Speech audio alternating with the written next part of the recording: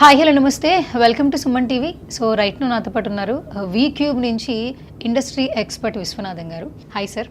Hello అండి. బేసికల్గా sir మార్కెట్లో చాలా కోర్సులు మనం వింటూ ఉంటాం. కొంతమందికి ఏంటంటే డిగ్రీ అయిపోయిన వాళ్ళకి డిగ్రీకి సంబంధించిన విషయాలు తెలుసు, పీజీ అయిపోయిన వాళ్ళకి పీజీ వరకే తెలుసు. లైఫ్లో సెటిల్ అవ్వాలంటే కొన్ని కోర్సులు నేర్చుకోవాలి అంటుంటారు. దానిలో మెయిన్గా జావా అనేది వింటూ ఉంటాం. సో నిజంగానే ఈ జావా అనే కోర్స్కి అంత ఇంపార్టెన్స్ ఉందంటారా ఈ ఫుల్ స్టాక్ సంబంధించి జావాకి? సో మీరు జనరల్లీ ఏదైనా ప్రోడక్ట్స్ ఆర్డర్ చేయడం కోసం అమెజాన్, ఫ్లిప్కార్ట్ లాంటివి యూజ్ చేస్తారా? యూజ్ చేస్తాం. యాప్స్ వాడుతున్నాం కదా సార్.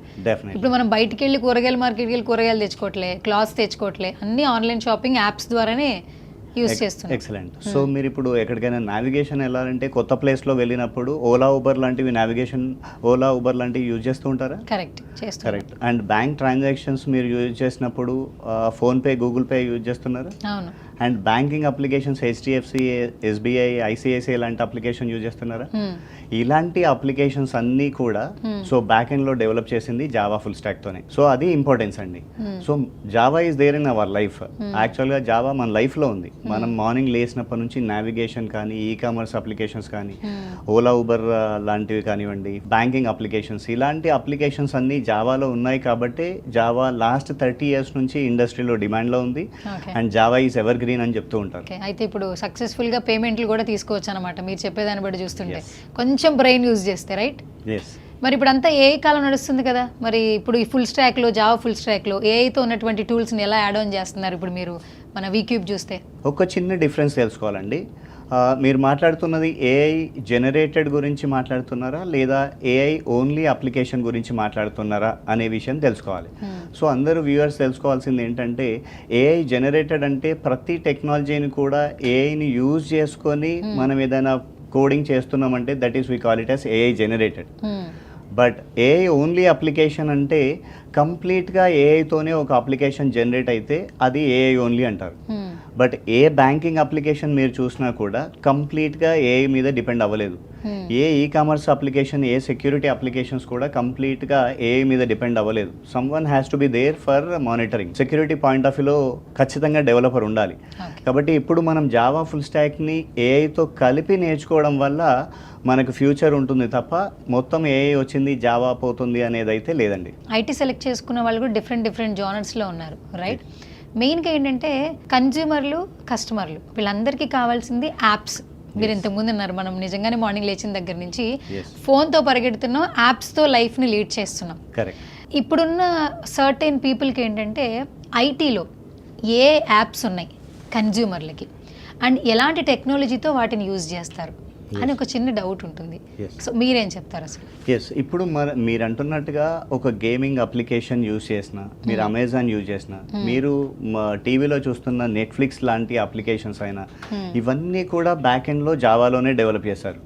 అంటే మనం ఒక కస్టమర్గా మీరు ఏదైతే అప్లికేషన్ ఓపెన్ చేస్తున్నారో దాన్ని జనరల్గా మనం ఫ్రంట్ ఎండ్ అంటాం. అంటే ఒక యూజర్ చూసేదంతా ఫ్రంట్ ఎండ్. సో యూజర్ ఆ అప్లికేషన్ ఎలా వాడుకోవాలో తెలుసుకుంటాడు తప్ప బ్యాక్ ఎండ్లో ఎలా జరుగుతుంది, తన డేటా అంతా డేటాబేస్లో ఎలా స్టోర్ అవుతుంది అనే విషయాలు అయితే తెలియదు. బట్ ఆ బ్యాక్ ఎండ్లో డేటాబేస్ని స్టోర్ చేయడానికి యూజ్ చేసే టెక్నాలజీయే జావా. ఇప్పుడు నా ఫోన్లో చాలా యాప్స్ ఉన్నాయి. ఇప్పుడు మీరు అన్నారు ప్రతి యాప్ని డ్రైవ్ చేసేది జావా అంటున్నారు, రైట్? సో కొంతమందికి ఏంటంటే PhonePe, Google pay, Zomato, what ever it may be. ఇప్పుడు ఫోన్పే అనుకోండి, ఫోన్పేని మనం యూజ్ చేస్తుంటాం.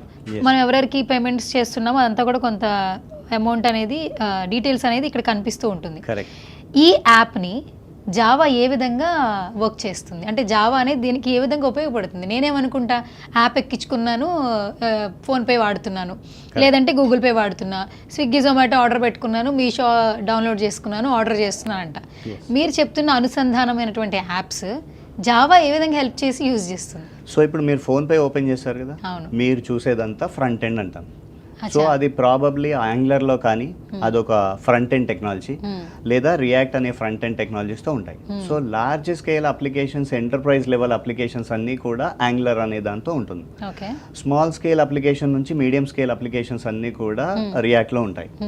ఇక్కడ నుంచి మనం ఇప్పుడు మీరు చూసే ఫోన్పే అంతా కూడా ఆ ఫ్రంట్ ఎండ్ నుంచి మీరు ట్రాన్సాక్షన్ చేయాలనుకుంటారు. మీ ఫ్రెండ్ మొబైల్ నెంబర్ ఎంటర్ చేస్తున్నారు, ఆ తర్వాత అమౌంట్ ఎంటర్ చేస్తున్నారు, పిన్ నెంబర్ ఎంటర్ చేస్తున్నారు.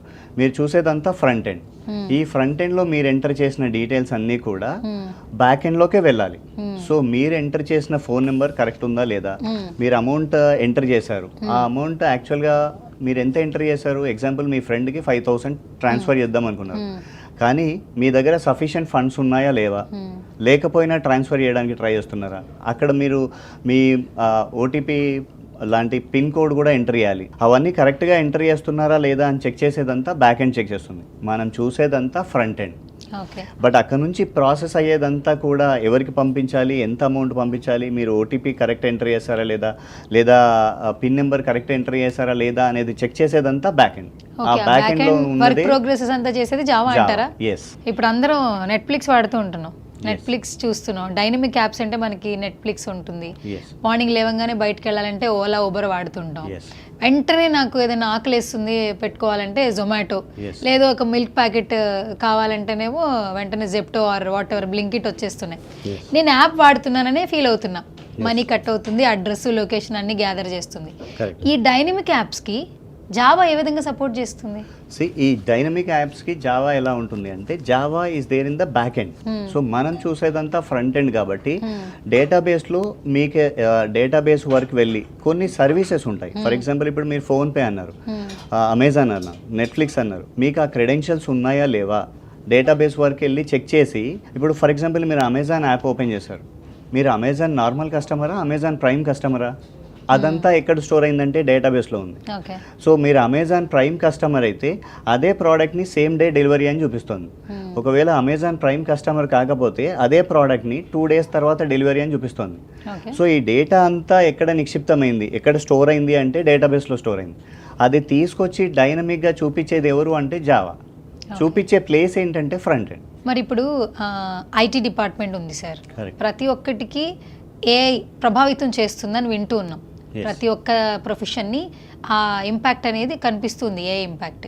మరి ఇప్పుడు ఈ ఐటీ విషయానికి వస్తే భవిష్యత్తులో ఏఐ ఇంపాక్ట్తోనే ఐటీ డిపార్ట్మెంట్ డ్రైవ్ అవుతుందంటారా? ఏఐతోనే డ్రైవ్ అవుతుంది, అందులో ఎలాంటి డౌట్ లేదు. కానీ ఏఐ ఎంతవరకు మనం అడాప్ట్ చేసుకోవాలి, ఏఐ ఎంతవరకు మన అప్లికేషన్లోకి వస్తుంది అనేది తెలియాలి. ఇప్పుడు 2026లో ఉన్నాం, నెక్స్ట్ 5 to 6 years వరకు కూడా ఏఐ ఎలా ఉంటుంది అంటే, ఫర్ ఎగ్జాంపుల్ మనం జావా ఫుల్ స్టాక్ గురించి మాట్లాడుతున్నాం కాబట్టి ఆల్రెడీ ఏఐ కొన్ని జావా ఫుల్ స్టాక్కి అసిస్టెంట్ చేస్తుంది.